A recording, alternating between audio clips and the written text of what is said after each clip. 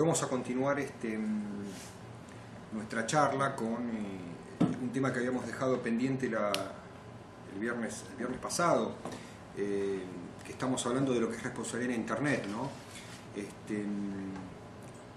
Bueno, respecto de esto, esto forma parte del contenido de la clase anterior, que nos había quedado un poco colgado, y queremos continuarlo, darle un pantallazo general a este tema, hacer algún comentario de algún caso jurisprudencial, igualmente dentro del contenido de lectura que tienen subido a la sala virtual. Ahí van a tener varios casos de jurisprudencia que se han subido para que los lean. Tienen mi mail, con lo cual pueden, si leen alguno de esos casos, pueden hacerme vía mail alguna consulta y yo se las voy a responder a la brevedad. Pero bueno, hoy más que nada comentaré uno por el poco tiempo que tenemos. Si no se nos va a prolongar demasiado, no vamos a poder terminar con todos los temas del programa. Por eso lo que voy a hacer es mención de puntos principales sobre cada uno de estos temas. Y bueno, continuamos. En la última clase, el viernes, habíamos hablado de lo que es responsabilidad en Internet y sobre este principio. Por eso arranco desde esta diapositiva, que tiene que ver con lo que se denomina principio de responsabilidad ulterior. Ya lo habíamos visto en la anterior clase, que el principio de responsabilidad ulterior tiene que ver con ese derecho de libertad de expresión que tiene nuestro país, y ese derecho de libertad de expresión consagrado constitucionalmente en cada una de las cartas magnas o constituciones nacionales de cada uno de los países de Latinoamérica, países de Europa, todos países que no son dictatoriales, ¿no? Donde se ejerce una democracia, y la libertad de expresión es un principio fundamental, es un principio constitucional. Y con motivo de este principio es que se determina lo que se denomina responsabilidad ulterior, es decir, el hecho de, repito, emitir cualquier tipo de opinión o brindar cualquier tipo de información que, a pesar de que pueda llegar a generar algún tipo de daño, se lo juzga en forma ulterior, es decir, después de que se cometa ese accionar. ¿Y por qué no se lo puede juzgar antes, no se lo puede prohibir antes? Porque en ese caso lo que existiría sería la censura, algo que no admite ninguna legislación, digamos, democrática. El hecho de censurar cualquier tipo de emisión de opinión o de publicación de información. En esto que es la responsabilidad en Internet, tenemos que tener en cuenta también quiénes son los que se denominan actores en Internet, es decir, las partes que conforman todo lo que es el circuito y el mundo de Internet. En este caso es importante que lo sepan para el hecho de que cualquier tipo de negocio comercial o proyecto de retail e-commerce que quieran ustedes elaborar, tener en cuenta quiénes son los actores que participan en esa cadena de responsabilidad dentro del mundo de Internet.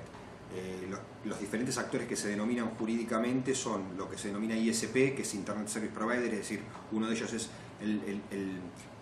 quien provee los servicios de Internet, quien provee el servicio. Muchas veces quien provee el servicio, y quien también lo muestra en la siguiente diapositiva, quien provee el acceso a Internet, que se le denomina Internet Access Provider, o sea, el proveedor del acceso a Internet, muchas veces recae en la misma persona, física o jurídica, o sea, una persona física o una empresa.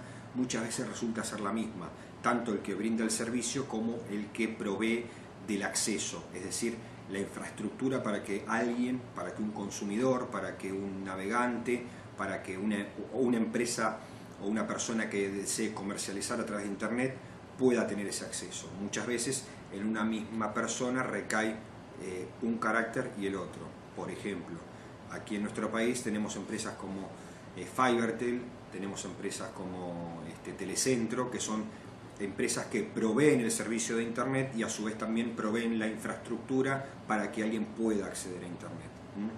En otros casos, por ejemplo, esos porque son empresas que proveen Internet a través de fibra óptica, de un cable coaxial de fibra óptica. Si, por ejemplo, es una empresa que da conexión a Internet a través del formato, de la modalidad ADSL, ahí vamos a tener dos empresas diferentes, una que es la que provee el servicio de Internet y otra es la que da la infraestructura que generalmente una empresa de telefonía. telefónica. Por ejemplo, acá tenemos una empresa de Internet que se denomina Sion, se llama Sion, una empresa que brinda servicios de Internet, pero es a través del servicio de ADSL. Bueno, esa empresa es la que provee el servicio de Internet, pero la infraestructura la da, si bien ellos te entregan un modem, te entregan un equipo, te lo configuran, te lo conectan para que vos puedas tener acceso a Internet, si no tenés una línea telefónica no puedes acceder. Y la línea telefónica no la da esa empresa, sino que la da otra, que es la empresa de telefonía. Bueno, ahí es el caso donde estos dos caracteres recaen en personas diferentes. También dentro de lo que son actores de Internet tenemos las empresas de alojamiento, que muchas veces pueden recaer en la misma persona, como dijimos antes, o no.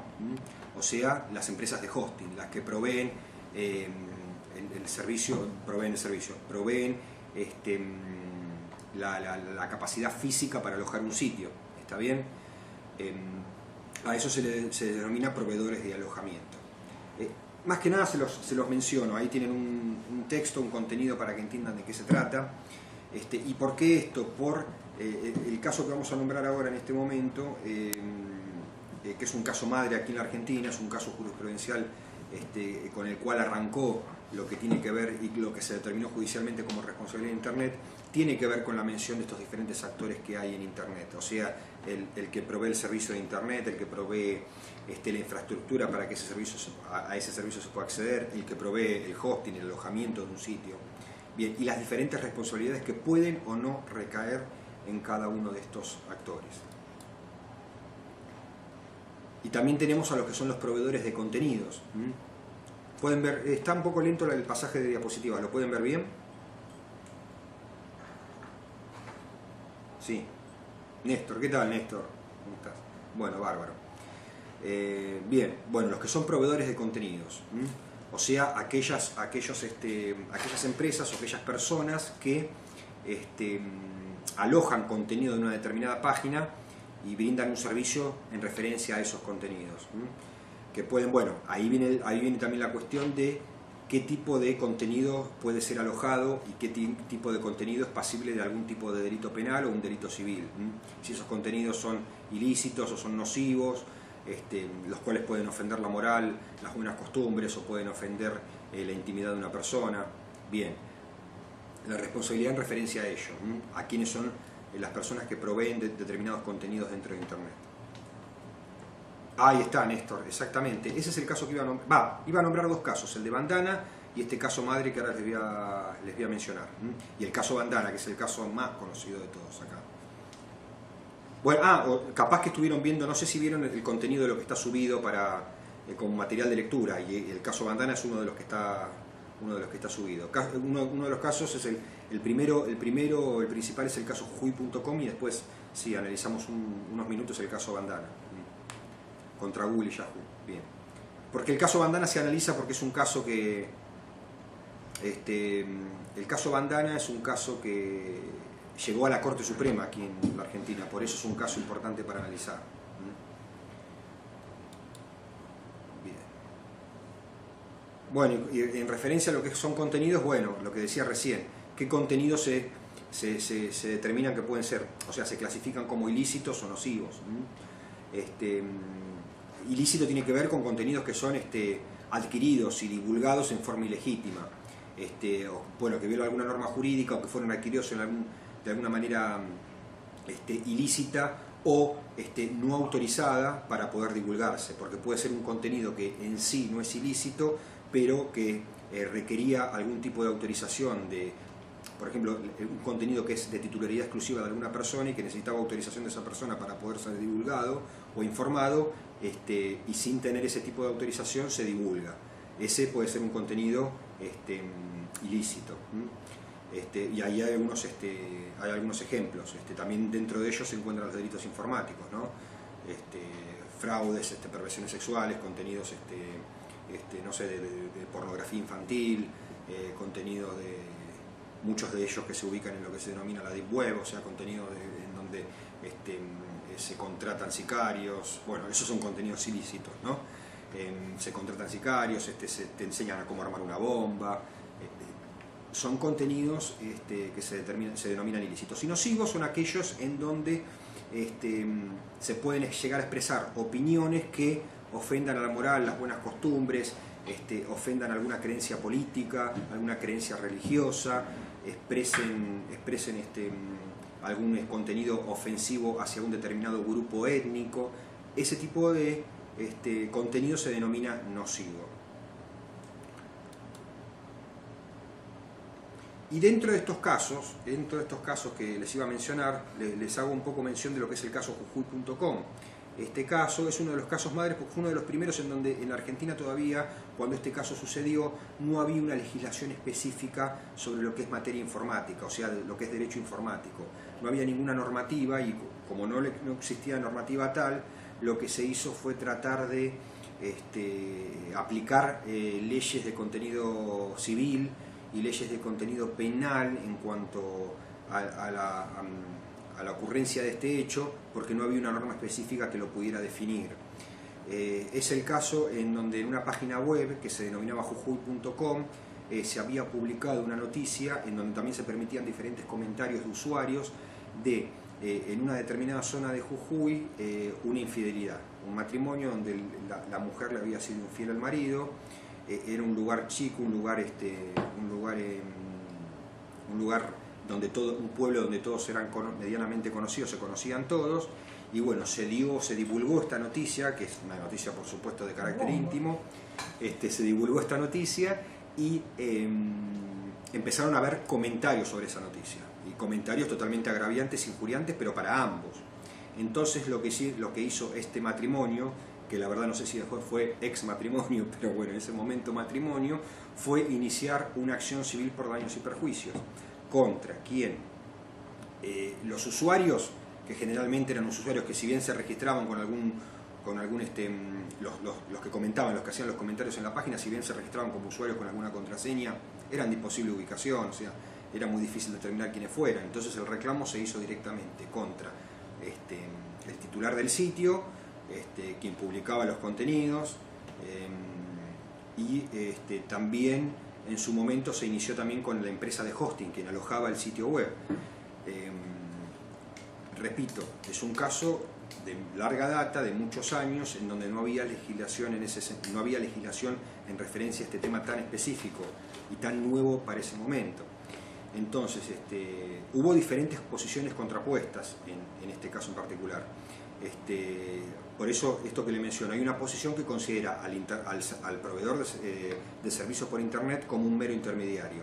Un mero intermediario significa que lo que hace solamente es proveerte el servicio de Internet para que vos puedas acceder a él, pero no es responsable, entienden de que no es responsable por el contenido que la persona puede alojar en Internet, no es responsable por los comentarios o la emisión de opiniones que puede haber de determinada gente en un sitio web, porque solo lo que hace es brindar el servicio para que se pueda acceder.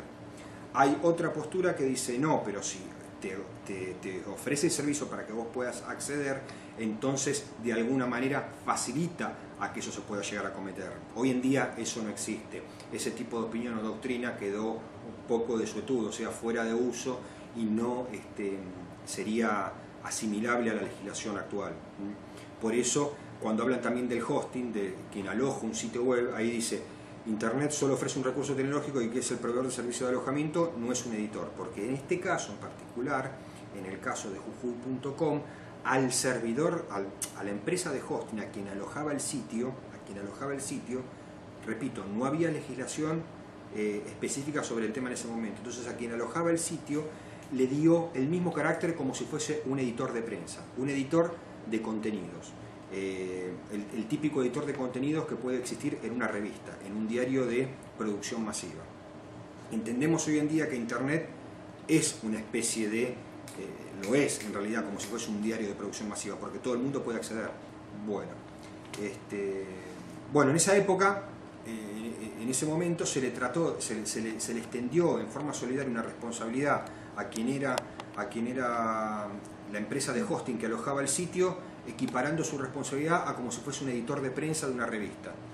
De lo que sería repito, por analogía, por tratar de llevar el derecho civil a ese ámbito, porque no había nada que lo legislara específicamente. Hoy en día, un tipo de resolución que no amerita el más mínimo análisis, sería una locura tratar de responsabilizar hoy en día a una empresa de hosting por el solo hecho de físicamente alojar un sitio que permita ser responsable en forma solidaria por el contenido que un determinado sitio pueda llegar a contener. Ahora bien, la jurisprudencia hoy en día, la legislación hoy en día en ese sentido, establece lo siguiente, y esto haciendo alusión a lo que es el caso Bandana, por ejemplo, ¿está bien? Porque estamos hablando de meros intermediarios. ¿Ustedes qué consideran? Que un buscador como Yahoo, como Google, son responsables por los contenidos que puede haber en Internet o son meros intermediarios? Me gustaría que alguno opine sobre eso.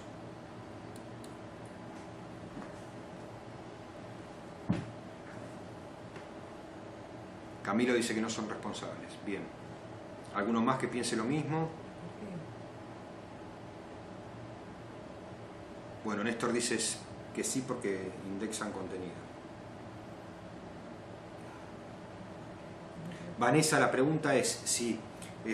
bueno, ahora se colgó un poco la presentación, como el otro día. Bueno, ahora vemos si carga y seguimos desde la página 14.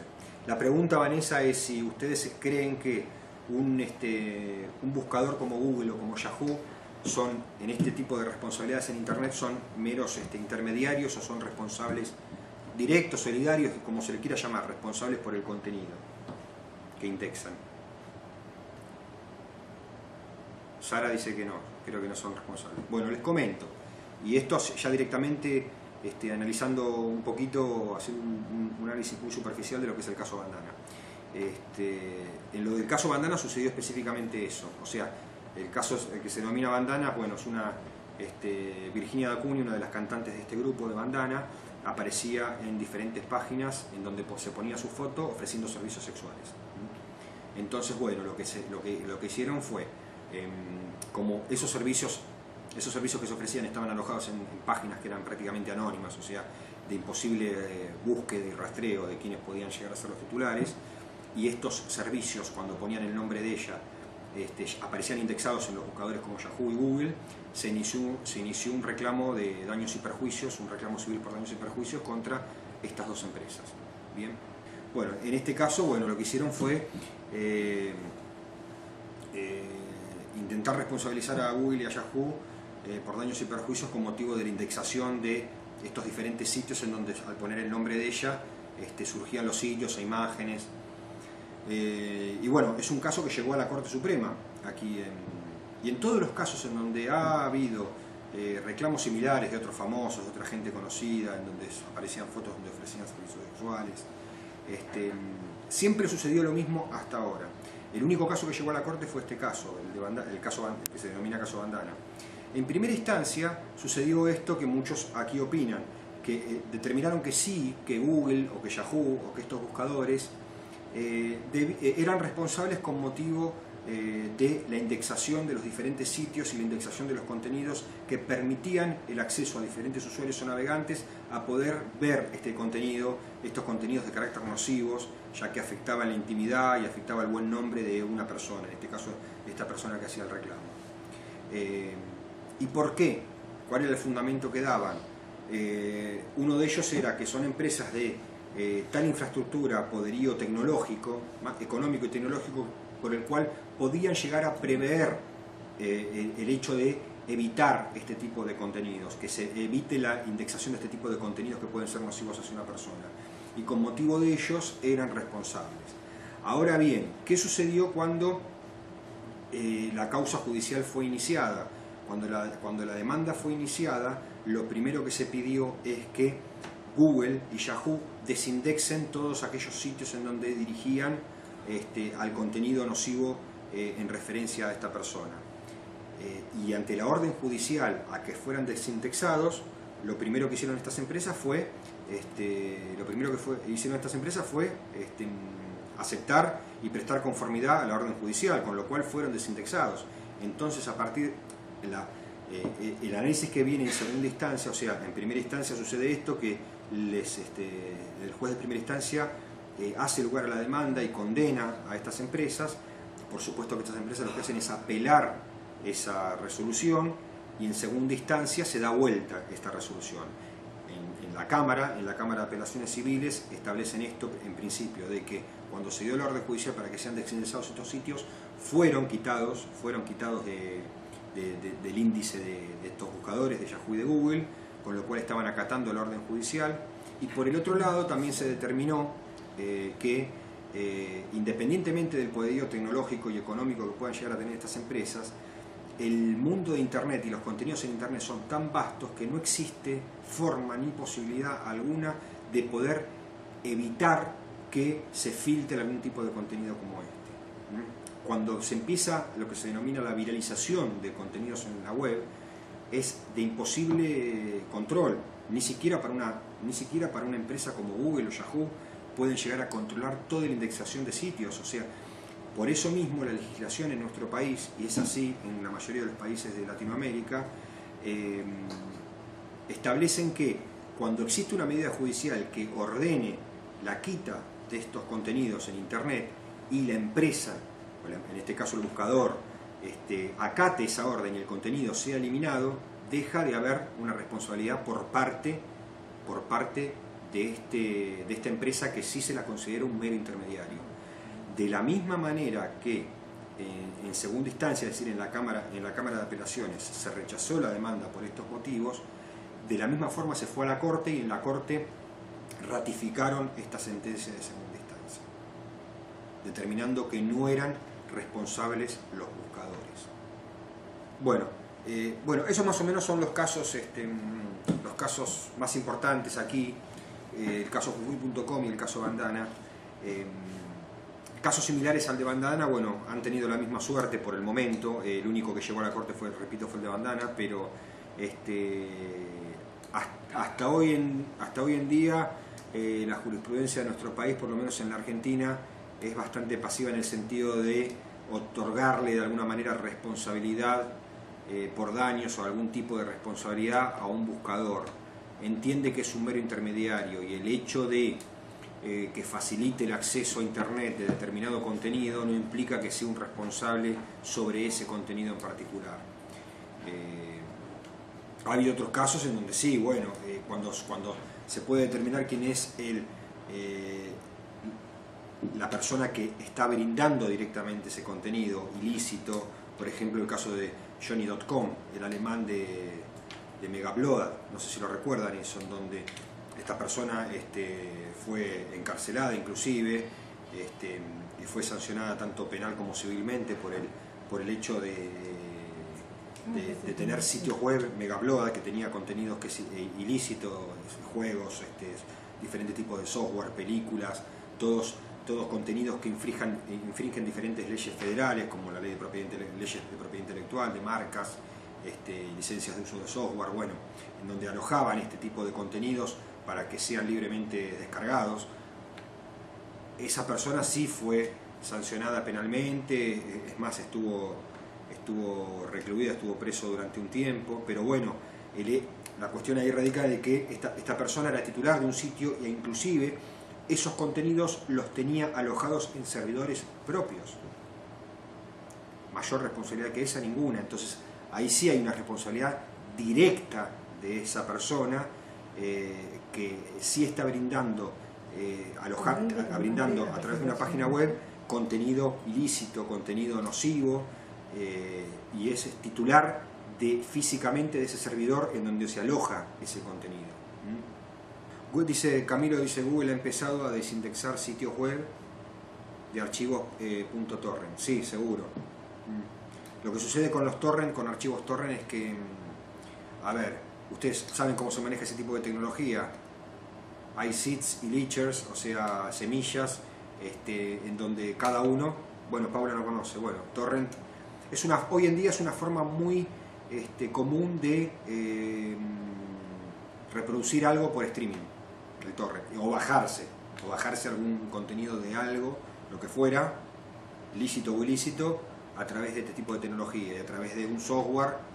Uno de los más conocidos es el uTorrent, es un software por medio del cual se bajan diferentes tipos de archivos por internet, como el Napster o Image. Claro, algo parecido, y cuanto más gente lo comparta, cuanto más gente lo esté bajando, mayor, por eso digo las semillas, o sea, la diferente gente que lo comparte, mayor puede llegar a ser la velocidad de bajada. Cuanto más gente lo comparte y lo tenga, más rápido uno se lo va a bajar, y va a estar, y lo que asegura eso también es que siempre el archivo esté disponible. Tipo Popcorn, claro, Popcorn es un software para ver películas que se maneja por streaming por torrent. No es como Netflix. O sea, Netflix tiene servidores propios. Ustedes ven las películas de Netflix porque Netflix tiene un servidor propio. Y es muy difícil que se te corte. ¿Por qué? Porque son servidores propios donde ellos te dan tienen servidores de altísima velocidad y vos siempre vas a poder ver la película de Netflix porque nunca se va. Es muy difícil que se corte, salvo que se corte directamente el servidor propio de Netflix. Aquí el caso de Popcorn es una plataforma parecida, pero que el servicio de películas que te da por streaming es a través de la tecnología del torrent. Y cuanto más gente esté compartiendo y viendo esa película, mejor va a ser la estabilidad de velocidad al que vos la puedas ver y que no se te corte. Sí, Popcorn hace eso. Popcorn Time. No emito opinión sobre pero sí, es así es la tecnología de torrent. Bien.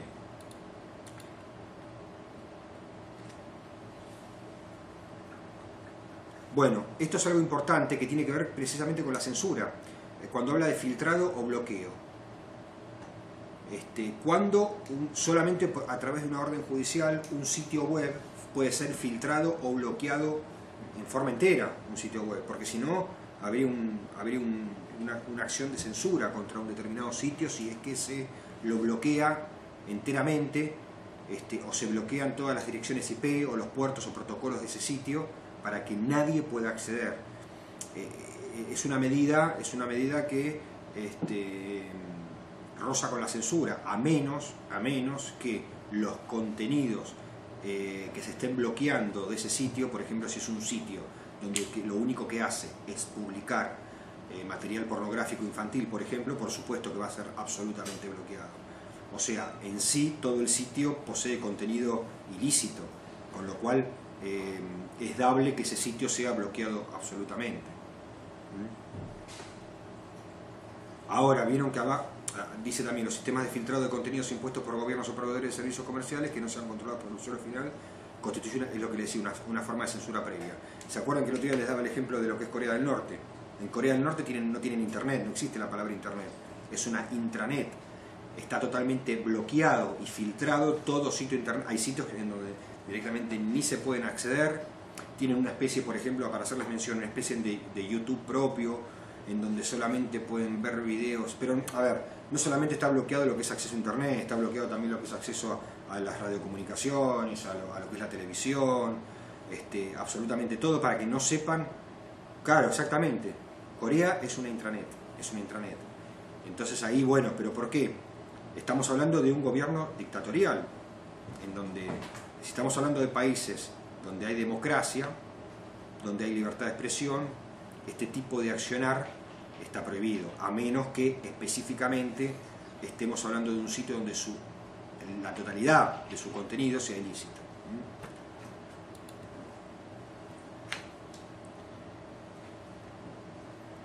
Bueno, y esto tiene que ver con lo mismo, ¿no?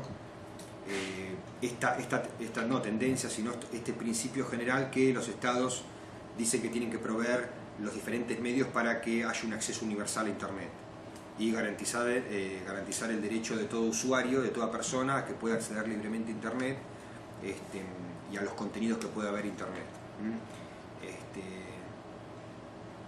Y precisamente cuando no lo es así, bueno, aquel Estado que no provea el libre acceso a Internet, estamos hablando de, por ejemplo, de estados dictatoriales en donde no se provee el acceso libre a Internet, donde ese acceso es totalmente filtrado, donde se muestra solamente lo que se quiere mostrar. Y lo que decíamos recién, que ahí dice también la negación del derecho de acceso a Internet a modo de sanción constituye una medida extrema, que solo estaría justificada para poder salvaguardar de alguna manera un bien mayor. En este caso, que en un determinado sector o sobre un determinado contenido se prohíba el acceso a Internet a los fines de salvaguardar la seguridad de un Estado, por ejemplo, o salvaguardar la moral o no proveer, no generar algún tipo de daño a un sector determinado. Entonces ahí sí puede llegar a haber algún tipo de restricción, bloqueo o de filtrado del acceso a Internet. Y bueno, eso más que nada con lo que tiene que ver con responsabilidad en Internet. Ahora bien, yo les tengo que hacer mención de lo siguiente, y algo muy particular y específico para ustedes a la hora de elaborar o crear una plataforma web en donde, por ejemplo, les doy el ejemplo de ustedes crean una plataforma web en donde venden un producto, ofrecen un servicio determinado y crean quizás algún tipo de chat o de lugar de comentarios que la gente puede llegar a comentar algún, no sé, qué les pareció determinado producto, o hagan comentarios sobre los servicios que están brindando, o se cree algún tipo de blog en referencia a esa página que tienen. Entonces, ¿qué es lo que sucede ustedes como dueños o titular del sitio, respecto a esos comentarios o las opiniones que ustedes permitan que diferentes usuarios puedan emitir en su sitio web? Generalmente, en la mayoría de los sitios web, la persona que es titular del sitio cumple las veces de moderador de ese sitio en cuanto a los contenidos, a los diferentes comentarios que puedan llegar a ser emitidos. Siempre que se arrogue el carácter de moderador una persona titular del sitio, en donde pueda llegar a decir, les comento el típico mensaje ante cualquier foro que pone cualquier moderador. Generalmente se pone que ningún tipo de mensaje va a ser censurado, pero que si afecta la moral, las buenas costumbres, o es nocivo, o hay alguna mala palabra, o hay algún comentario xenófobo, o que pueda ofender alguna creencia religiosa o política de alguien, o esté dirigido y destinado a alguna persona en particular, ese mensaje puede llegar a ser eliminado. En ese caso se está arrogando el carácter de moderador del sitio y de la parte de comentarios del sitio web la persona titular, y sucede que ante cualquier comentario de ese estilo y que no sea borrado o eliminado, puede llegar a existir una responsabilidad de carácter solidaria de esa persona por no haber eliminado el contenido, sobre todo cuando se arroga el carácter de moderador. Entonces, a la hora de tener un sitio web en donde exista una sección específica que haga referencia a comentarios de diferentes usuarios, aconsejo no poner una mención como esta en donde de alguna manera se entienda que se están arrogando el carácter de moderadores de ese sitio. Y si lo hacen, tengan la precaución de poder llegar a eliminar ese tipo de contenidos. Eliminar no significa censura, no es que, o sea, no van a decir directamente que prohíben ese tipo de contenidos o de ese tipo de opiniones, pero sí pueden decir de que frente a una opinión de esa índole, esa opinión a criterio del moderador puede llegar a ser eliminada. ¿Está bien? ¿Está claro?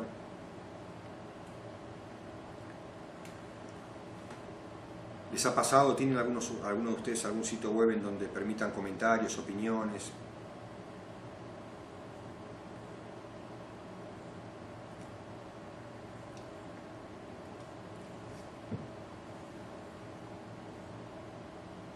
No de temas sensibles, no, está bien. Ahora vamos a hablar un poco de lo que es datos sensibles, porque ahora que vamos a hablar de protección de datos personales, tiene que ver con eso, con datos sensibles. Bien. Precisamente, y ahora vamos a hablar de lo que es protección de datos personales. En referencia a lo que es protección de datos personales, bueno, nuestra legislación en la Argentina está amparado en lo que es datos personales por la ley 25326, es la ley de protección de datos personales y habeas data. Alguien había hecho mención en alguna, no sé si el miércoles pasado o el viernes, mencionó la palabra habeas data, que es en realidad la acción, es una acción de amparo, el habeas data es una acción de amparo por medio de lo cual de trámite, digámoslo, saquémoslo de términos jurídicos, de trámite veloz, o sea, de resolución inmediata, por medio de la cual una persona puede solicitar, en este caso en particular que estamos hablando de datos personales, el cambio de algún dato, la supresión de un dato, la corrección, por eso le digo corrección, cambio, eliminación de algún dato personal que esté afectando o injuriando a una persona. Entonces esto se hace a través de una ley de habeas data, una acción de habeas data, que es una acción de amparo expedita, se le denomina expedita porque es una acción de amparo de resolución rápida, como toda acción de amparo. Y también forma parte de lo que es un derecho constitucional en nuestro país con la reforma de 1994, la reforma constitucional de 1994, el artículo 43 de nuestra Constitución incorporó lo que es la acción de habeas data. Es una acción de recambio constitucional y que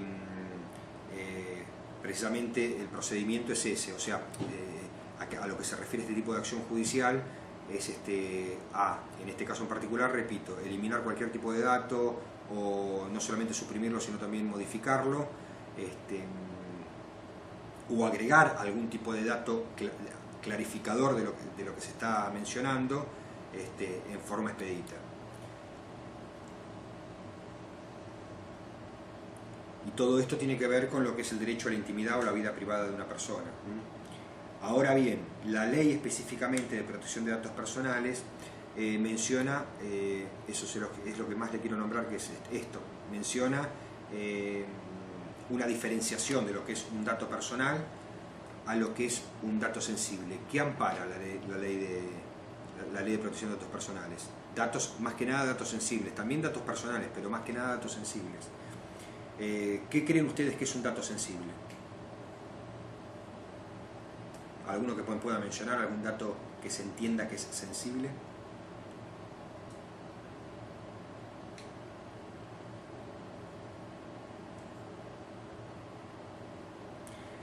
Información personal de qué tipo, Mariana.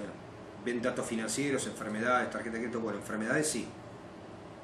Teléfonos, tarjetas, eso no son datos sensibles. El teléfono no es un dato sensible. Bueno, el número de una tarjeta de crédito puede llegar a serlo, sí. Sí.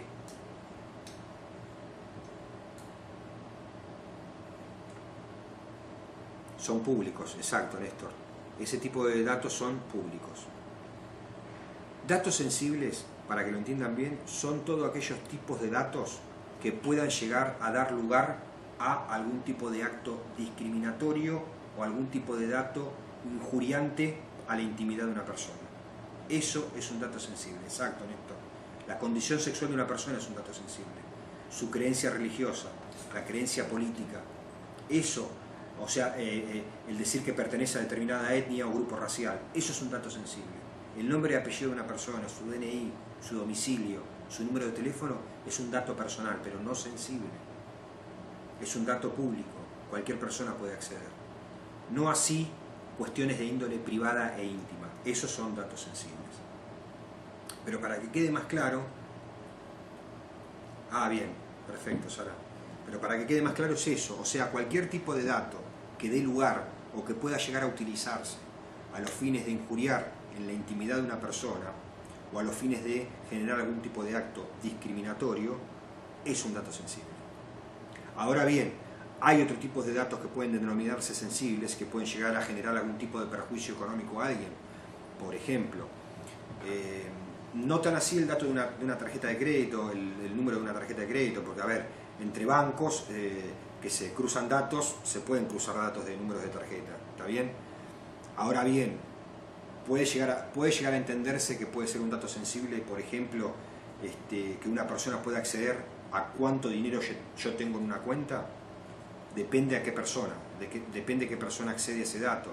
O sea, puede llegar a haber algún tipo de responsabilidad en el banco de datos de un determinado banco que permita que una persona se infiltre y pueda acceder a ese tipo de información y con ello generarme algún perjuicio económico, no sé, algún accionar extorsivo de un tercero, sabiendo cuánto es el dinero que yo tengo en la cuenta.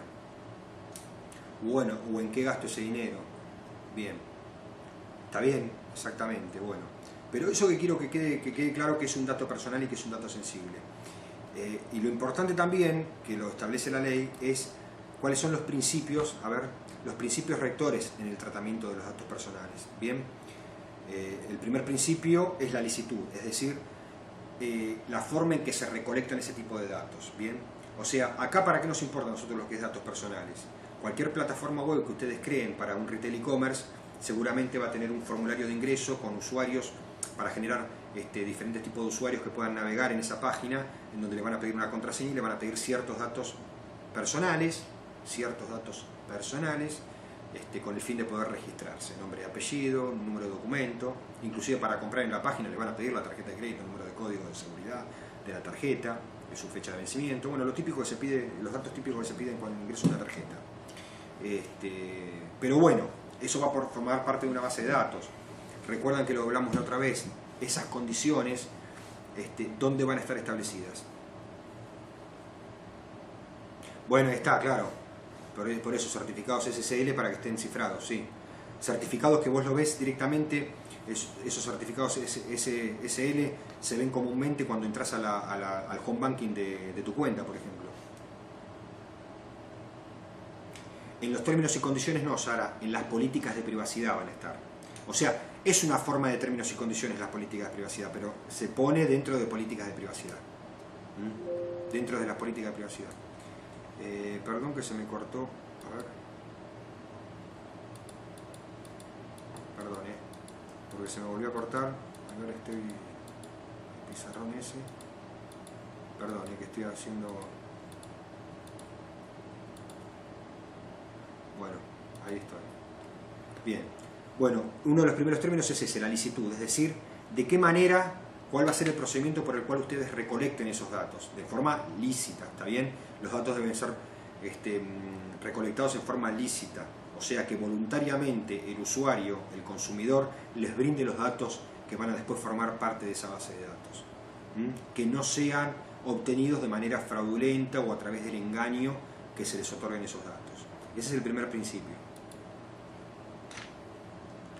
Otro de los principios es la calidad, es decir, que los datos que se obtengan sean, calidad se refiere a que esos datos tengan que ser ciertos, fidedignos, que sean adecuados también en referencia a para qué van a ser utilizados, que no haya datos que sean innecesarios, datos que se soliciten que nada tengan que ver con la actividad comercial o para qué van a ser utilizados. Y bueno, ahí dice, datos que deben ser exactos y actualizarse también en caso de que fuera necesario. Y si no se actualizaran y eso llega a dar lugar a algún tipo de perjuicio para el usuario, puede ejercer una acción de habeas data a fin de que sean actualizados o rectificados. Este es un principio fundamental, el consentimiento, o sea, la prestación de conformidad de parte del usuario o del consumidor en cuanto a la utilización de esos datos y cómo se hace, de qué manera práctica se establece el consentimiento, aceptando las políticas de privacidad. Todo esto va a estar dentro del contenido de lo que es políticas de privacidad. Aceptando las políticas de privacidad, estaría prestándose la conformidad, el consentimiento del usuario en referencia a los datos que brindó. Y el consentimiento es expreso de esa manera porque debe ser expreso. El consentimiento debe ser expreso. Ahora yo les pregunto algo, que siempre lo pregunto esto en las clases. Si por ejemplo en una página me piden dentro de los datos cuál es mi condición sexual, ¿se podría hacer en un formulario eso? ¿Ustedes qué creen?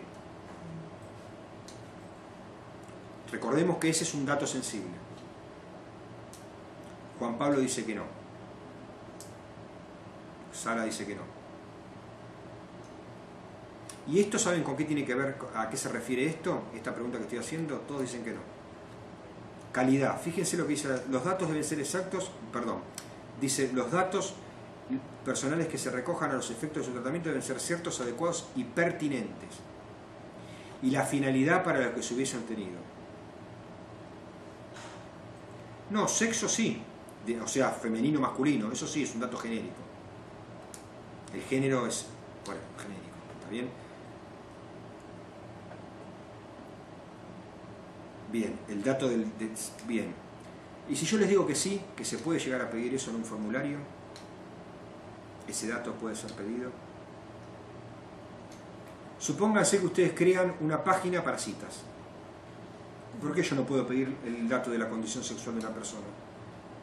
Si es una página para citas, en donde quien vaya a presentarse en la página esté buscando personas del mismo sexo o de una orientación sexual diferente, lo puedo pedir ese dato. Ahí está, ese es el tema, el contexto. Ahí está, Sara, el contexto. Entonces, es un dato, por eso les menciono esto.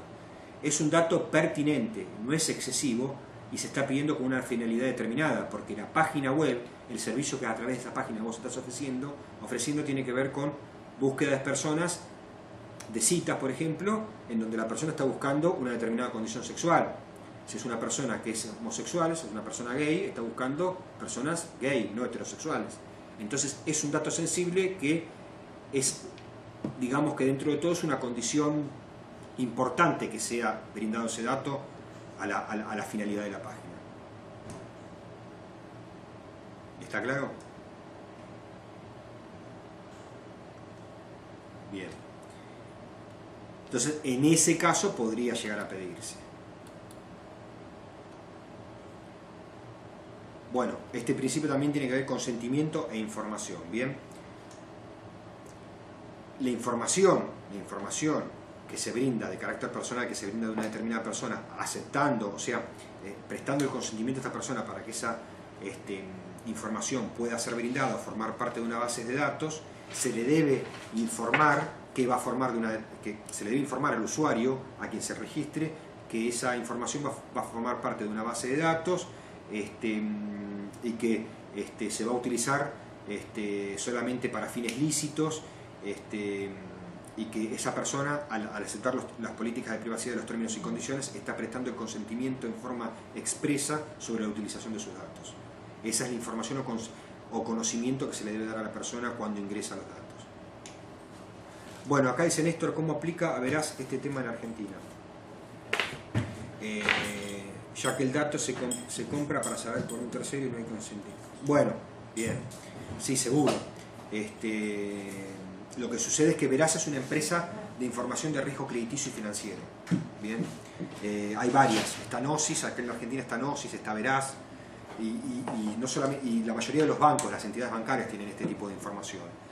Este tipo de información lo que hace es, de alguna manera, afectar la situación económica de una persona al no posibilitarle la otorgación de créditos, por ejemplo, de préstamos, ya que si en un banco a través hacen un informe de Veraz figura que esta persona es deudora, que tiene deudas de tarjeta, que tiene deudas que, si bien están prescriptas, nunca se pagaron y tiene un score bajo, a través de ese tipo de score bajo puede no otorgársele algún préstamo o un crédito.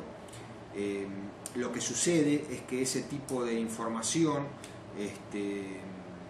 forma parte de esas bases de datos, y cuando se aceptan los términos y condiciones o cuando se aceptan las políticas de privacidad de un sitio o en este caso un contrato comercial que se firma con un banco, con una entidad bancaria, se está aceptando ese tipo de información. Es bastante discutible si el cruzamiento de ese tipo de informes, ese tipo de información es ilegal o no. Nosotros entendemos de que no lo es. Lo que sí sucede es que, por ejemplo, les doy el ejemplo de una persona que sacó un préstamo en un banco, un préstamo para pagar en 12 cuotas, pagó 5 cuotas y después nunca más lo pagó. Y el banco no tiene forma de cobrarle, o sea, pasa a ser un deudor incobrable. Pasa el tiempo máximo de ley establecido para que el banco pueda iniciar una acción legal, no lo inició y la causa quedó prescripta. Legalmente el banco ya no puede hacer más nada, no tiene ninguna acción legal contra esa persona para hacer el cobro, pero la obligación, esa deuda existe y va a existir siempre, toda la vida, hasta que la persona no la pague. Pero se transforma en una deuda natural porque al estar prescripta y el banco no poder hacer nada para poder cobrárselo, queda como una deuda natural. Después de que la acción prescribió y que el banco no puede hacer nada, Veraz tiene, por ejemplo, en este caso hablo de Veraz, tiene la obligación de no informar más la existencia de esa deuda, de no informarla más después de un determinado tiempo, no informarla, porque la deuda legalmente ya no existe, quedó, repito, como una obligación natural. Si la persona un día decide querer pagarla, la paga, pero no puede brindar más esa información. Pero lamentablemente entre las entidades bancarias hay un cruzamiento de datos, hay cruce de datos. Entonces, al haber un cruce de datos, esa información puede ser filtrada y pueden no otorgarte el préstamo.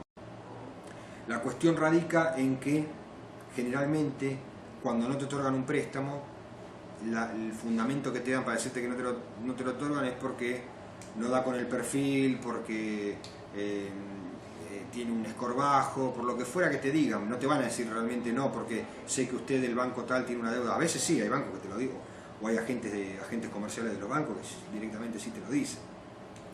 Lo que pasa es que el otorgamiento no de un préstamo depende de la decisión propia de cada banco. Ningún banco tiene la obligación de dártelo, pero genera un conflicto y puede llegar a haber algún tipo de algún tipo de acción civil por daños que se le puede iniciar contra Veraz por el hecho de filtrar o dar algún tipo de información por el cual una persona pudo no obtener un crédito bancario.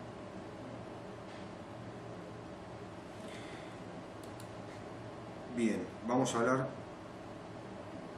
Bueno, esto también tiene que ver con lo mismo que estamos hablando, el derecho de cualquier persona de poder acceder libremente a datos sin ningún tipo de restricción, que una persona pueda tener derecho a no solamente acceder a los datos, sino también a poder ver la existencia o inexistencia de cómo se realizó el tratamiento de esos datos.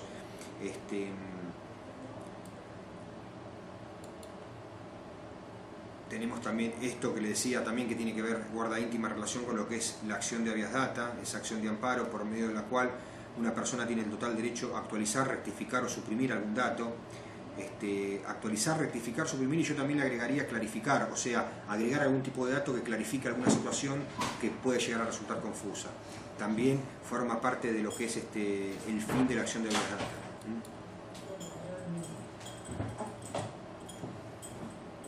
Bueno, esto es importante también, hablar de lo que es la elaboración de perfiles. Derecho que tienen las personas a no verse sometidas a decisión. Esto es importante, a una decisión con efectos jurídicos sobre ellas o que afecte de manera significativa, que se base únicamente en un tratamiento automatizado de datos. Por ejemplo, para determinar cuál es el rendimiento laboral de una persona, su fiabilidad, su crédito. Bueno, lo que decíamos recién, que esto es lo que suele suceder muchas veces con empresas como Veraz.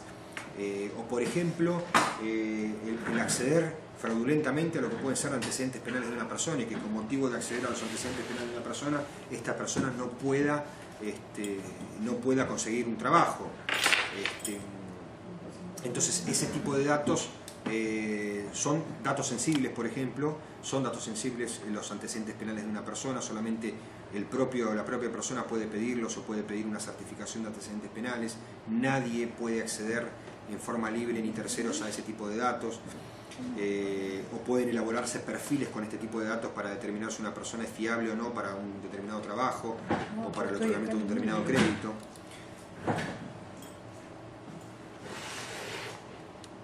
Y bueno, esto ya lo vimos, otra vez lo mismo. Específicamente acá es la definición que da de datos sensibles o de archivos o registros la Ley de Protección de Datos Personales, que ya más o menos lo mencionamos, y ahí tienen el contenido específico establecido de lo que determina la ley. Después, y por último vemos esto, que es la legitimación activa y la legitimación pasiva. La legitimación activa es qué sujetos pueden iniciar una acción de habeas data, alguna acción de amparo, con motivo de la supresión, actualización, clarificación o modificación de algún tipo de dato sensible o dato personal. Está establecido también esto dentro de nuestra Constitución y es similar a cada legislación de Latinoamérica. ¿Y contra quién contra quién se exige esta supresión, cambio, actualización o clarificación de datos? Bueno, contra los diferentes tipos de bases de banco de datos, que pueden ser públicos o pueden ser privados destinados a proveer informes.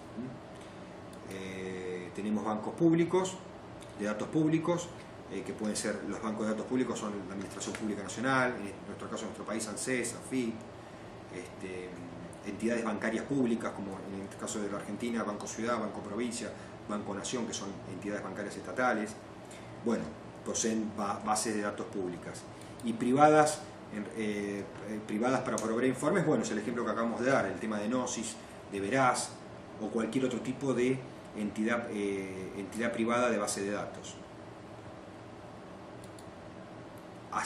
frente a las cuales se puede pedir la supresión, modificación, clarificación o eliminación de un dato.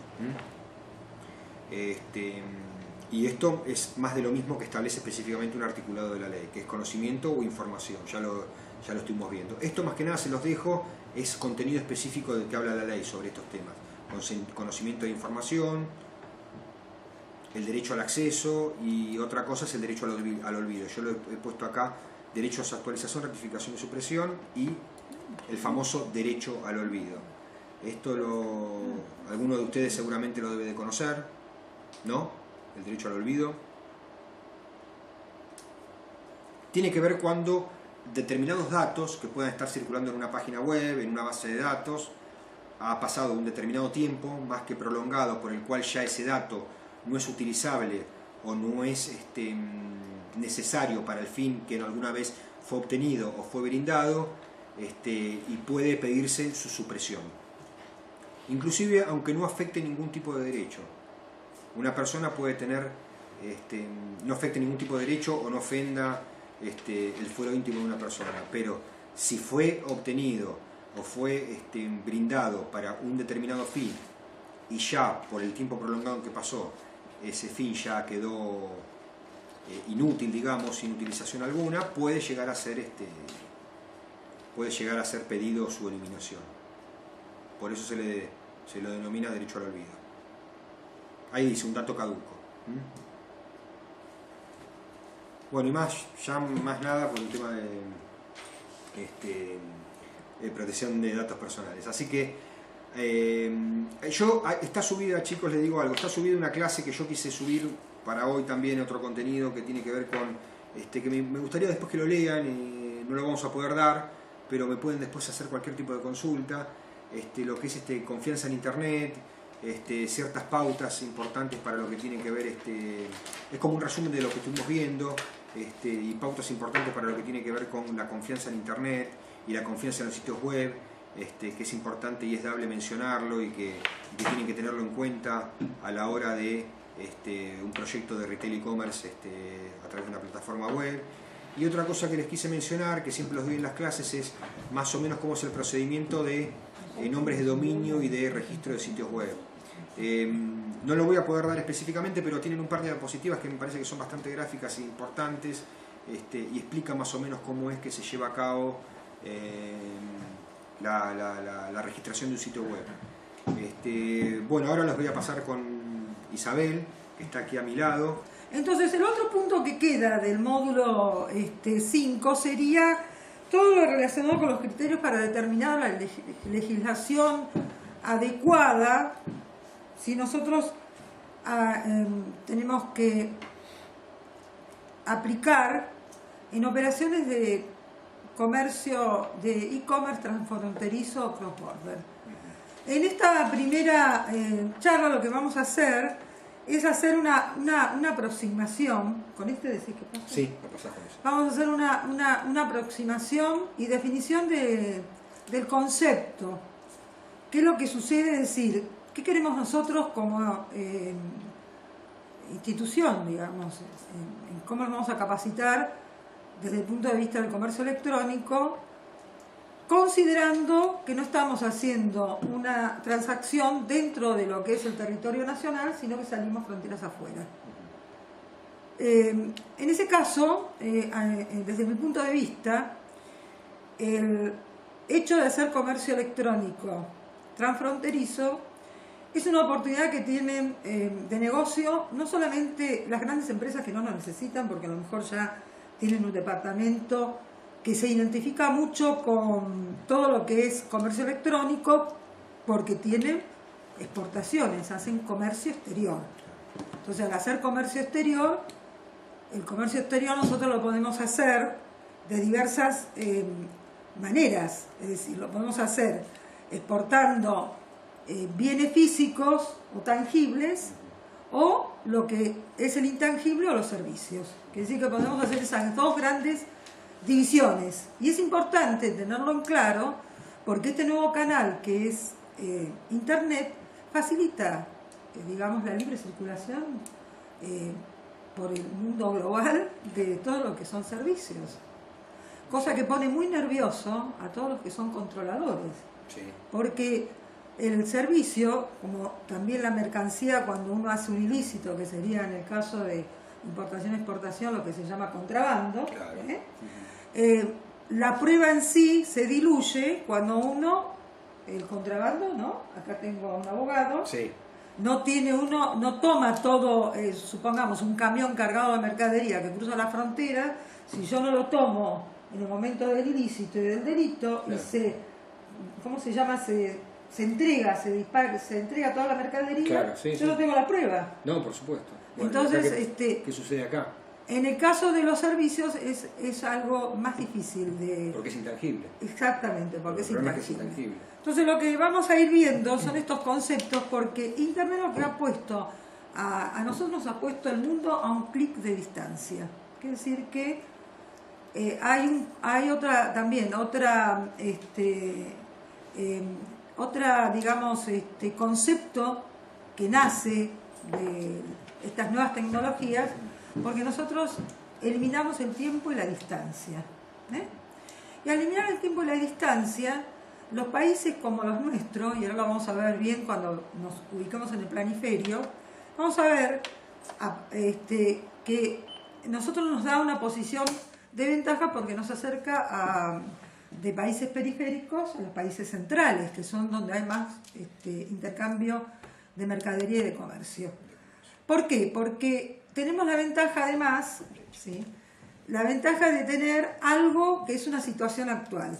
Es algo que rápidamente lo vamos a ver porque nosotros estamos totalmente hiperconectados. Pero no solamente hiperconectados nosotros en nuestro país, sino en todo el resto de Sudamérica, en el resto del mundo.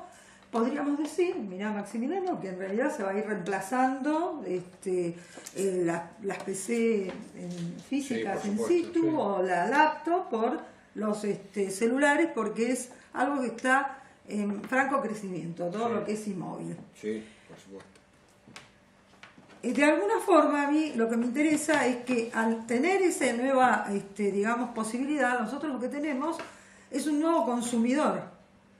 De golpe el foco, y esto lo están viendo a lo largo de toda esta cursada que se hace del programa ejecutivo, es decir, ustedes han visto que en realidad no solo el contenido es el rey, sino que las necesidades se tienen que adaptar a aquellas que manejan la demanda. Sí. Y la demanda la maneja este nuevo consumidor que está muy informado, que está muy asesorado y que además es muy exigente.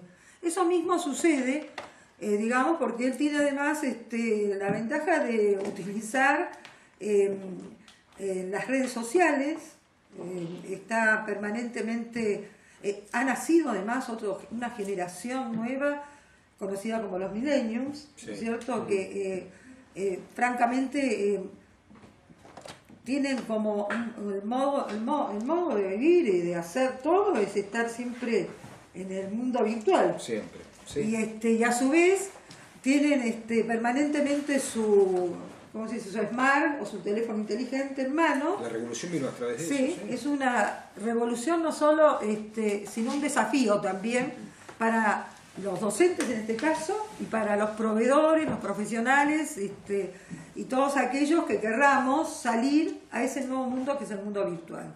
Porque además estas tecnologías tienen nuevas herramientas que son, por ejemplo, la geolocalización, la realidad virtual, es decir, todo aquello que facilita, por un lado, que tengamos una mayor información, no solamente una enorme cantidad de datos, que inclusive se manejan con lo que es el Big Data, es decir, todas han nacido nuevas profesiones. Bueno, todo eso está en este mundo que nos rodea y que de alguna forma nosotros tenemos que conocer y ver cómo vamos nos vamos adaptando sobre todo para los que no somos ni por broma millennials. Sí. Y además porque esta es el nuevo escenario que tenemos para desarrollar no solamente el nuevo escenario que va, digamos, que es imparable. Por eso los comercios minoristas o las grandes superficies o los retail están constantemente viendo cómo se adaptan a esta nueva situación, porque cada vez somos más, tenemos más tiendas digitales y entonces Y yo creo que, perdón, Isabel, Sí, yo sí, creo me que podés interrumpir, ustedes hoy en también. día, yo creo que hoy en día, yo siempre les hablo y le comento del proyecto de Retail e-commerce a través de una plataforma web. Si eso no lo asimilas a una plataforma a través de una aplicación de un smartphone, estás perdido. Porque hoy en día, inclusive hay gente que no tiene PC y tiene un smartphone. Exacto. Y busca lo que fuera, un servicio, un producto a través del smartphone. Si vos no tenés esa aplicación asimilable al smartphone, estás un poco detrás. No solo tenés que hacer un sitio que sea responsive, sino que ahora, si yo tuviera que hacer un proyecto, a lo mejor lo hago digamos, del celular, Sí, digamos, de la celular, aplicación de la del aplicación, celular, de la aplicación. lo paso recién Al revés, absolutamente. Tendría que ver Absolutamente. cómo sería ese proyecto y cómo podría ser esa propuesta, ¿no? Sí, No sé claro. ustedes qué opinan, que son, digamos, mucho más, están más en el día a día en este tipo de propuestas, porque es cierto, estamos nosotros en todo lo que es comercio electrónico. Entonces, ¿qué pasa con esto que es y cómo definimos de alguna forma y qué tenemos que tener en cuenta? Nosotros tenemos que tener en cuenta que no solamente tenemos dos grandes grupos de mercancías o de bienes que son los físicos y los intangibles, sino que nosotros estamos, y siempre es oportuno ver que estamos físicamente instalados en, digamos, en un lugar físico, sí, que es que tiene, digamos, una estructura que yo la muestro en este planiferio, pero que sería mejor verla en el globo terráqueo. He tratado de buscar lo más parecido para de alguna forma entender que si bien nosotros tenemos esta posibilidad, tenemos ciertas limitaciones, y las limitaciones más inmediatas son que hay un tema de disponibilidad de usos horarios. Sí, claro. Es decir, tenemos, por ejemplo, si acá está Sara, que creo que la vi, ella en este momento tiene 5 horas más o menos con Madrid, creo que de diferencia horaria, ¿no, Sara? Está viendo la clase de madrugada. Acá está Sara, ¿ves? Sara me dice, para Sara es madrugada. Es madrugada para ¿no? Sara, sí. Y si estamos en México, a lo mejor tenemos para atrás. Para atrás, ¿no? 3 horas para es atrás. Decir, es decir, que nosotros tenemos esta ventaja que es enorme, porque tenemos, de alguna forma, todo el mundo a nuestra disposición. Y eso requiere, claro, ¿ves lo que me dice Sara? Son casi las 2 de la mañana. Es muy meritorio lo tuyo, Sara. Esta perspectiva que a mí me interesa, que es otro de los conceptos, es decir, si prestamos atención, les dije que tenemos bienes físicos y bienes que son tangibles y bienes intangibles, y tenemos después que estar siempre, cada vez que nosotros hablemos de comercio electrónico, tenemos que ubicarnos en el tiempo y espacio que nos contiene físicamente el lugar donde estamos instalados, que nos contiene no solamente por las limitaciones que nos va a dar para todo lo que es la logística de apoyo, sino también para la interpretación de las leyes, de las normativas impositivas, y las impositivas, es decir, de impuestos, porque cuando hasta ahora, y no, yo pienso que acá hay varios porque están de distintos países, nosotros siempre nos referimos al comercio electrónico y vemos que tiene un crecimiento siempre exponencial, generalmente de fronteras adentro, a nivel nacional.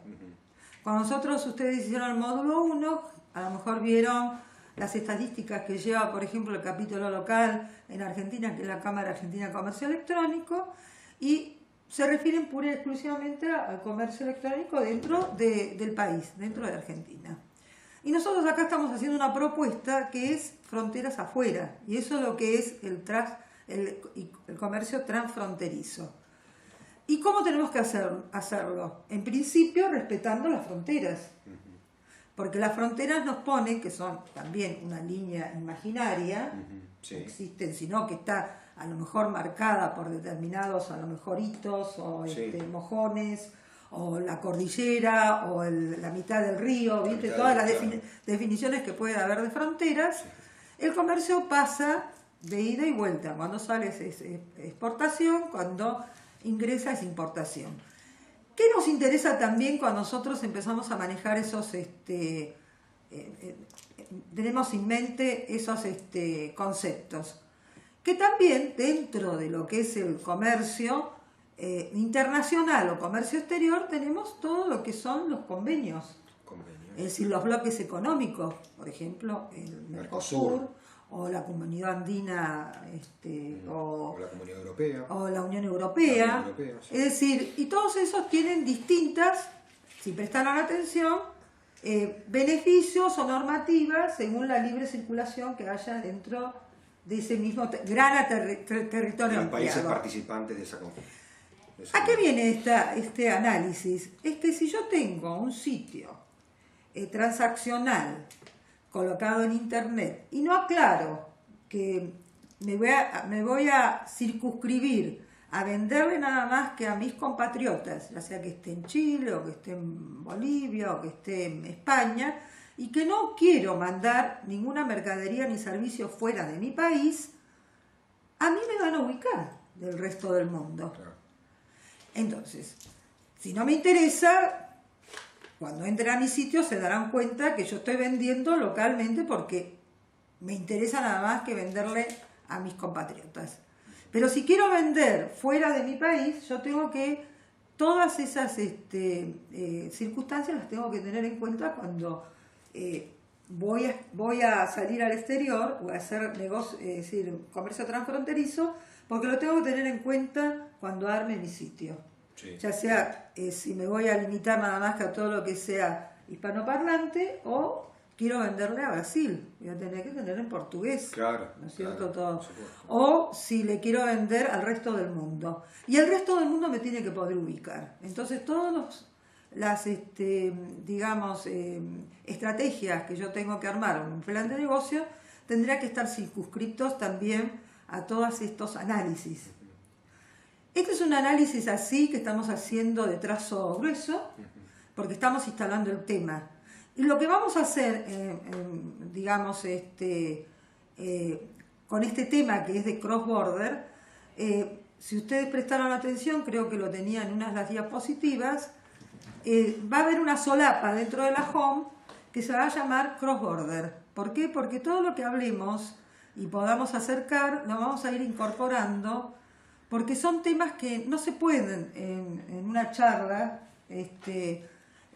tratar de encaminar, sino que a su vez tenemos que tomar el mundo. ¿Y cómo tomamos el mundo? Desde el punto de vista, por ejemplo, del país de origen al país de destino. Entonces tenemos que conocer información de ambos países.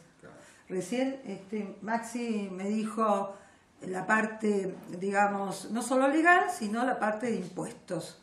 Y eso es lo que yo les propongo. Vamos a ir avanzando, primero instalando el tema, sabiendo que estamos dentro de Sudamérica y, por ejemplo, tenemos ya la puerta de entrada y que no tenemos ninguna barrera de idioma, que es España, claro, la tenemos a Sara. Entonces, eso lo tenemos que conceptualizar. Lo tenemos que conceptualizar porque de alguna forma lo que interesa es que ustedes tengan en cuenta que si yo tengo que hacer una definición de comercio exterior, para no confundir con comercio electrónico. Comercio exterior es el intercambio de bienes y servicios pasando una frontera, así en lo más básico, y que aplica la legislación de más de un país. Porque depende si tengo que cruzar varios países, si yo tengo que... ¿Por qué voy a cruzar varios países? Cuando yo tengo que transportar mercadería, la voy a hacer en la forma tradicional. La voy a tener que hacer sobre transporte ya sea terrestre, marítimo o aéreo. Ese impedimento no lo tiene, ¿cómo se llama? El servicio. Todo lo que es intangible. Claro. Lo que es intangible no lo va a tener. ¿Por qué? Porque de alguna forma, nosotros ahora vamos a pasar, siempre me equivoco, es decir, ¿a qué yo llamo venta de mercadería versus prestación de servicios? La diferencia con la prestación de servicios es que no tengo obligación, si bien tengo que tener un contrato y cumplir con los requisitos, ya sea de que mande una traducción, sí, o que, por ejemplo, haga un asesoramiento, sí. O que, ¿qué más podría ser un servicio? A ver, así rápido, intangible. O que dé una capacitación online, como estamos Sí, ahora. seguro. Un servicio intangible, yo le dije a los chicos en la primera clase, es Netflix es un servicio intangible. Ah, claro, ver una película, Es por un servicio ejemplo, intangible. exactamente, una comunicación. Nosotros tenemos que, de alguna forma, yo lo estoy haciendo y lo puedo hacer offline o lo puedo hacer, porque cuando nosotros estamos haciendo el comercio tradicional, también tenemos servicios. Por supuesto. Por ejemplo, si yo estoy, a ver, si en un offline sería todo lo que acompaña, por ejemplo, al armado, viste, de la, ¿cómo se llama? El embalaje, viste. También, sí. Hay un montón de, o yo estoy de alguna forma haciendo el asesoramiento, Sí. un despachante de aduana, o por ejemplo, un servicio de transporte. es un servicio de transporte. o un asesoramiento legal. Un Estamos asesoramiento haciendo legal. también servicios. Claro, El consultoría. servicio es algo muy importante dentro de lo que son transacciones.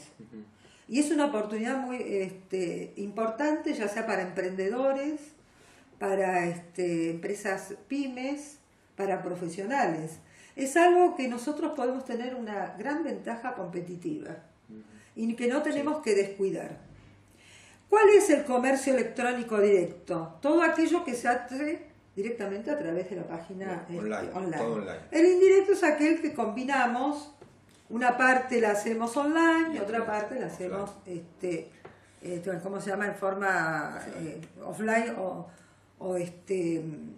O que decía, yo les comentaba el otro día que se perfecciona a través de lo que es un procedimiento tradicional, digamos, ¿no? Exactamente. La entrega de un producto a puerta. Acá dice, ven, ustedes mismos son un caso de estudio, exacto. No solo somos un caso de estudio, sino somos, si uno lo puede ver, el learning es también un modelo de negocio. Claro, Esa es la realidad. por supuesto. Acá tienen ustedes una comparativa entre bienes tangibles y bienes intangibles. Lógico, es todo lo que es visible. Todo lo que es visible, lo que no. ¿No? Sí, Lo tangible, visible. intangible, Sí. digamos que es la definición de todo lo que se puede tocar o no tocar. El tangible lo puedo contar, Sí. cuantificar, Exacto. lo puedo medir ya sea en las medidas, viste, litro, metro, Claro. peso.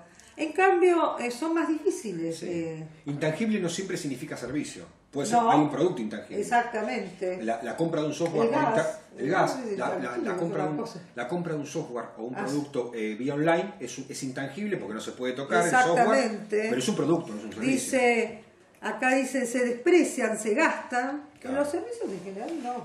Lo No. único que se pasan de moda o tienen corta vida, depende de... O el que brinda el servicio tiene corta vida. Sí, como también. todos. Es Somos verdad. finitos. Los tangibles pueden ser acumulados, no ocupan lugar en general los No. servicios. Es interesante, ¿no es cierto? Sí. Entonces esto también es algo que uno a veces no lo tiene en mente. No tiene en mente. Es como cuando uno califica, ¿viste? Sí. Que califica numéricamente, pero también cualitativamente. Sí. Y cualitativamente todo es subjetivo. Un servicio es más subjetivo. Sí, claro. por Y eso supuesto. lo saben los abogados, ¿no? Porque hay que ver dónde se realiza el servicio. Es decir, yo puedo realizar muchos servicios si, por ejemplo, estoy en frontera y cruzo la frontera, voy a un servicio, cobro y me vuelvo. O puedo, por ejemplo,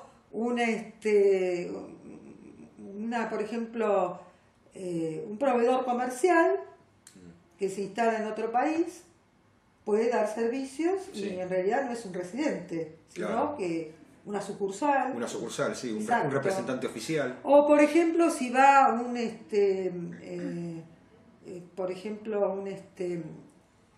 un docente o un ingeniero que va a hacer un asoramiento para instalar a lo mejor una red a otro país, Claro. también está dando También un servicio. un servicio transfronterizo. O un turista que viene y gasta, También. ¿no? Sí. Está haciendo, él viene, el turismo vendría a ser un servicio y podría estar conceptualizado. Dentro de lo que es transfronterizo, puede ser. Sí. Podría ser. Podría Bueno, ser, todo eso podría ser. son, digamos, de alguna forma van a ir conformando lo que llamamos la oferta y demanda online. Y la oferta y demanda online nos obliga a entender los mercados.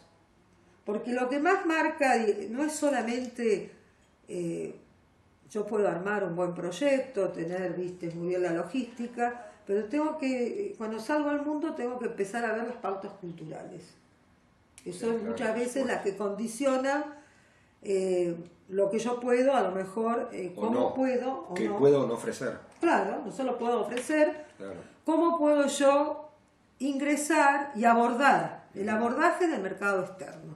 Requiere que yo haga mucho más estudio porque si Claro. bien yo siempre digo que la condición comercial la tenemos innata porque son siglos que el humano comercializa, negocia, sí, sí. ¿viste? Hace el trueque, intercambia. Sí. Cuando salimos con esta posibilidad que nos da Internet y la información que tenemos a través de Internet, nos ha facilitado, no solamente que de los países periféricos, porque ustedes cuando vieron el planisferio vieron que la ubicación geopolítica que tenemos nosotros no es la más atractiva. No. Sin embargo, de golpe podemos pasar a competir con el resto del mundo y sobre todo los que tenemos decisiones rápidas. Y podemos hacer, cuando ustedes vean más modelos de negocio, y seguramente los conocen, el de la larga cola. A nosotros, ¿qué nos conviene? ¿Competir en precio con los que están ahí masivamente o tratar de ver qué nicho puedo yo atender? Entonces es interesante en el sentido que nosotros podemos tener estas oportunidades y a lo mejor no las estamos aprovechando. Y no las estamos aprovechando porque de alguna forma lo que tenemos que saber es tomar información. Y esa información, como ustedes vieron, les dije, lo tenemos en Internet, lo tenemos en las embajadas argentinas o de cada país, las tenemos en las cámaras bilaterales, lo tenemos en las consultoras, en las revistas especializadas. Es decir, que si bien yo los puedo orientar, los que en realidad tienen que trabajar y empezar a, digamos, armar, si tienen interés de salir fuera de sus países y crecer, nosotros como país, cada uno de nosotros, si queremos crecer, tenemos que salir al mundo exterior. Yo siempre digo que en realidad a nadie le interesa el resto del mundo, a lo mejor Argentina, Chile, no sé, Bolivia, cualquier país, sí. Pero a cada uno de los países que acabo de nombrar sí le tiene que interesar el resto del mundo. Más con la herramienta que tienen ustedes a mano. Y no porque no lo puedan hacer, porque no se requiere tanto tiempo. Hoy en día no, se requiere trabajo. Sí, está bien. Pero hay muchísimas facilidades. Exactamente.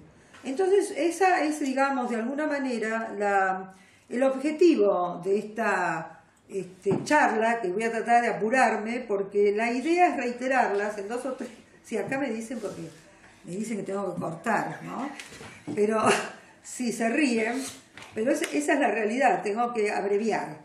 Pero a mí lo que me interesa es instalar el tema y después seguir conversando en algún momento, incorporarme en algunas de las clases virtuales, como hice ahora, con este módulo 5, y en los que vienen ir tomando más información focalizada, es decir, ir de este trazo grueso a lo más, ¿cómo se dice? Más en detalle. Sí, más en detalle, más en detalle y tomando distintos países de destino. Porque a mí me interesa, es decir, como capacitador, ¿no? Sobre todo de comercio electrónico, que nosotros seamos una gran plataforma exportadora y que nos distingan. Por eso el instituto pone de América Latina al mundo, algo así. Exacto, de América Latina, Latinoamérica al mundo. De Latinoamérica al mundo. Queremos que nos identifiquen y que nosotros somos no solamente una región física donde hay un montón de oportunidades, sino que vamos a salir al resto del mundo para que nos conozcan como se conoce, por ejemplo, Irlanda, o la India, o Israel. Sí. Es decir, que seamos conocidos y que podamos, esta información necesaria que está en pantalla, podamos llegar a ser parte de lo cotidiano nuestro y que nos vayamos familiarizando. Esa es la propuesta que yo les hago, ¿no es cierto? Es lo que a mí me interesa. Me interesa porque de alguna forma es eso. Entonces, ¿qué vamos a hacer con todo esto? Lo que nosotros tenemos que hacer es asesorarnos. ¿En qué asesorarnos? En la parte impositiva. No lo vamos a hacer ahora, no se asusten. Ustedes saben, por ejemplo, Argentina, que todos me dicen, no hay, estamos en un gris. No. Nosotros tenemos 3 entes que nos controlan. ¿Aduana? La aduana, la FIP La FIP y rentas. y rentas. Rentas, sí. Bueno, la aduana, la FIP. La FIP y rentas. Y el Banco Central. Y el Banco no, Central el Banco también. Central, porque nosotros tenemos obligación de hacer ingresos de divisas. Y eso es lo que tenemos que averiguar del resto de los países. Porque nosotros, de alguna manera, sale la mercadería, pero nosotros tenemos que ingresarla en otro territorio aduanero. Y todas esas cosas hay que no solamente ver la parte aduanera, sino tenemos que ver la parte logística, tenemos que ver la parte tecnológica, los aspectos comerciales, es decir, hay mucho en lo que ustedes deberían asesorarse y que nosotros lo que queremos es facilitar, digamos, toda esa información. ¿Por qué? Porque también tenemos que ver qué marketing hacemos. Porque una cosa es el marketing interno y otra es salir al mundo, donde no competimos contra pares, sino con el resto del mundo. Y eso también es un gran desafío y es más sencillo. Yo siempre digo que todo lo que admite proceso, y lo que yo cuando hago un caso de importación-exportación, lo que estoy haciendo es un caso, digamos, testigo o piloto. Sí. Pero lo puedo replicar después, porque generalmente no varía mucho. Lo que varía son eso, las normativas, las pautas culturales, claro. Pero después hay mucho, porque hay muchas entidades, como la Cámara de Comercio Internacional, la Organización Mundial del Comercio, le expliqué la ley modelo UNCITRAL en la primera clase. Claro. Tiene que ver entonces, ¿qué es lo que tiene que hacer? ¿Qué es lo que tiene que hacer una empresa conectada con el resto del mundo? Tiene que escuchar, como están escuchando ustedes. Tiene que aprender, tiene que involucrarse. Si no, nosotros que están recibiendo una capacitación y a lo mejor ustedes van a armar como trabajo final un proyecto que a lo mejor lo tienen ya en marcha o lo quieren poner en marcha, y para hacer todas esas cosas tienen que cambiar algunos conceptos, adaptar. Y además lo último, lo más importante, tienen que actuar, tienen que entrar a la acción. Y nosotros no tenemos por qué ser, no somos Amazon. Sí. ¿No es cierto? Tenemos que ser proyectos chicos, que no nos involucren mayores riesgos. Y eso nos ayuda mucho el canal de internet. Sí, por supuesto. Porque nos da mucha información. Y yo vuelvo otra vez a plantear el entonces. ¿Por qué? Porque el entonces es importante. ¿Qué tenemos que tener en cuenta?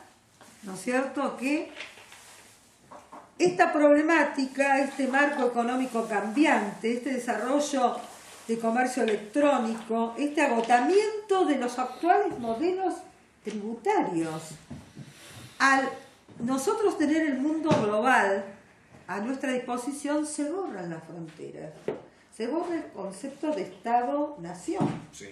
Eso pone nervioso porque los estados viven de su tesoro y su tesoro recauda a través de lo que es la balanza comercial. Yo tengo que generar divisas y tengo que saber, tengo que importar y exportar. Entonces, eso que vos comerciás transfronterizo, ¿a quién va? Claro. Ese es el tema. Lo que es todo tangible sabemos a qué va, porque lo tangible, lo vamos a ver en otra clase, está identificado en un nomenclador que te adjudica, es decir, un dígito, sí.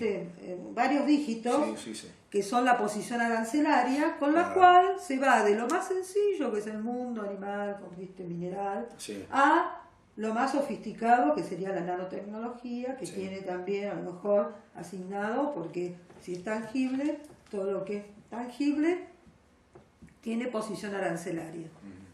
Sí. No tiene posición arancelaria los servicios. Los servicios, lo que es intangible. No se pueden registrar las ideas. Las ideas no. Se puede registrar si las patentes de algo que vos llevás, una marca, sí. Un concepto que yo lo llevo. Sí. Los servicios yo los tengo que saber customizar, digamos, llevarlos a tierra para sí. Poder decir, bueno, yo estoy brindando un asesoramiento y tengo tantas horas de trabajo. Entonces puedo cobrar mis honorarios. Yo puedo en una capacitación decir, bueno, tengo tantos alumnos, cobro tanto de arancel o de matrícula, y entonces puedo customizarlo, lo llamo yo eso, bajarlo para poder, es decir, es más difícil Pero todo no es ¿cómo se llama? Un imposible.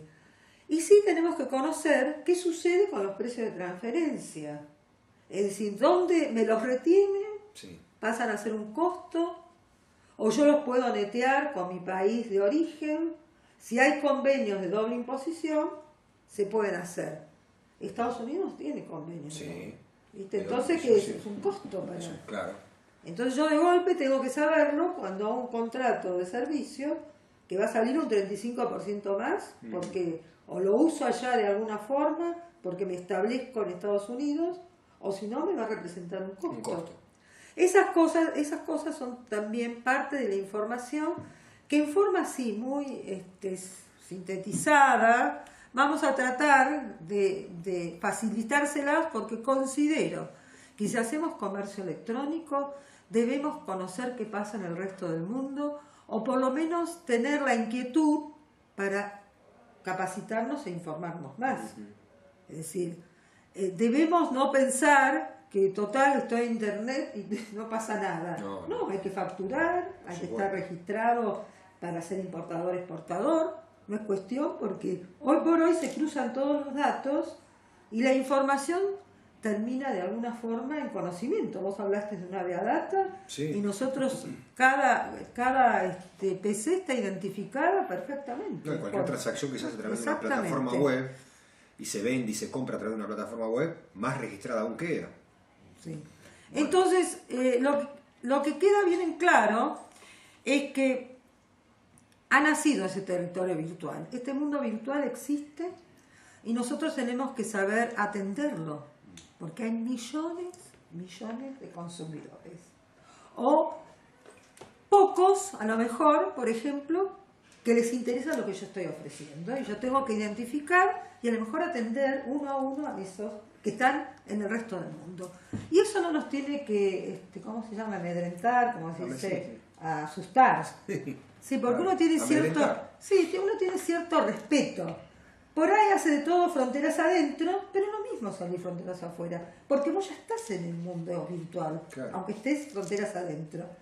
Yo si quiero entrar a cualquier sitio que está trabajando, ya sea en Brasil o en la China, y no está exportando, yo puedo entrar a conocerlo, claro, porque identifico por un directorio a lo que quiero llegar. Sí. Es imprescindible el conocimiento del derecho tributario internacional o tener el asesor que nos va a asesorar en derecho tributario internacional. Es decir, todas esas cosas también las tenemos que, ¿cómo se llama?, conocer. Yo voy a facilitar, digamos, para que ustedes, al que le interese un sitio que voy a dar, primero de Argentina, pero tengo mucho de Colombia, hay mucho de Chile, Brasil también tiene mucho. Son todos esas ¿cómo decir?, datos o contactos o sitios que quisiera que ustedes, al que tenga interés, porque esto es opcional, no es parte, si bien está como un punto dentro del módulo 5, lo que vamos a poner en la solapa de Cross Border va a ser opcional, no entra en la evaluación, digamos, ni trabajo final, ni de los módulos mensuales centrales que vienen después, sino que me parece que es una inquietud que creo que puedo compartirlas con ustedes. Entonces acá en este sitio ustedes tienen, digamos, esto lo vamos a subir, tienen todos unos videos tutoriales que duran un minuto y medio o algo, en donde ustedes tienen mucha información. Yo ahora les voy a pasar porque lo tengo, es decir, les voy a pasar los títulos, que los invito a que lo busquen, y de alguna forma yo lo que hice fue esos números en colores, que dice 1, 2, es la secuencia que para mí creo que la tienen que ver, porque a lo mejor muchos van a empezar con el número 1, y en el número 1 le dicen que se tienen que registrar como importadores, exportadores, y eso es lo último que tenemos que hacer. Ustedes saben, sí, en mi país una vez que uno se registra, después es muy difícil darse de baja. Sí. Entonces primero tomemos información, pueden ver, son 10 videos, y que les dije que duran 3 minutos. 1 minuto y algo. Sí, no puede ser media hora ver todos. en algún momento, cuando tengan ganas, y sí, por supuesto, cuando yo les avise por el foro que vamos a tener otra charla, ustedes la tienen que, ¿cómo se llama? Los tienen que ver, bueno, quisiera que los pudieran ver, ¿no? Y a su vez, todos estos pasos, es decir, indicaciones están desarrollados de forma muy práctica. Y ampliando el tema, a través del foro, que les vamos a mandar material de lectura, ¿alguno de ustedes conoce lo que es Exporta Fácil? ¿No hay nadie de Perú acá? ¿Me están escuchando? No sé si me están escuchando. Supongo que me están escuchando, si no hubieran avisado, sí, se escucha. Sí y no conozco. Si hay alguien de Perú, por ejemplo, Perú lo ha puesto en marcha hace bastante. Acá se está estudiando. Nosotros vamos a tener, si van al e-commerce day, ¿alguno va a ir al e-commerce day de Buenos Aires? Va a haber un taller de cross-border. ¿Alguno conoce o sintió nombrar los Incoterms? ¿Sabe lo que es CIF, FOB? ¿Por lo menos escuchó eso? Bueno, perfecto. Lo que interesa es eso, que nosotros nos vayamos familiarizando y aquí, ¡chajam!, llegó las preguntas. No sé si tienen alguna pregunta. Es tarde ya, porque son 9:30, vamos a ir cortando. Sí. Si no tienen preguntas, yo voy a ir cerrando. Creo que es interesante. Tengo que hacerlo más corto todavía esto. Voy a poner menos, claro, mucho más corto. Pero esto porque de alguna forma estábamos instalando. Y lo que interesa es esto. Esto lo dejo como un chiste. Los nuevos hijos. Claro, yo por ahora no tengo cómo identificarlos con el ojo, el No iris. sabés si del otro lado está viendo un perro. No sé si no me está viendo. Acá me pone el nombre, Ignacio López, por ahí es wow, ¿viste? Claro. Es un chiste, ¿no es cierto? Pero acá damos por cerrada esta charla que va a estar, reitero, en la home y la presentación también. Y que sí me gustaría, si alguno tiene algo en particular que quisiera que esté orientado a este sector y a este enfoque, me lo hiciera llegar también a través del foro o a través de Tutor, es decir, del correo electrónico que usamos nosotros. Muchísimas gracias, Maxi, por estar escuchándome. Gracias a, ¿cómo se llama? Acá Araceli, que nos hace el apoyo técnico. Sí. A Delfina, que también está con toda la parte de subir las presentaciones y ver cómo funciona la plataforma, y a ustedes por estar, bastante se quedaron escuchando. Y buena participación, la verdad sí. que sí. Muy muchísimas buena. gracias.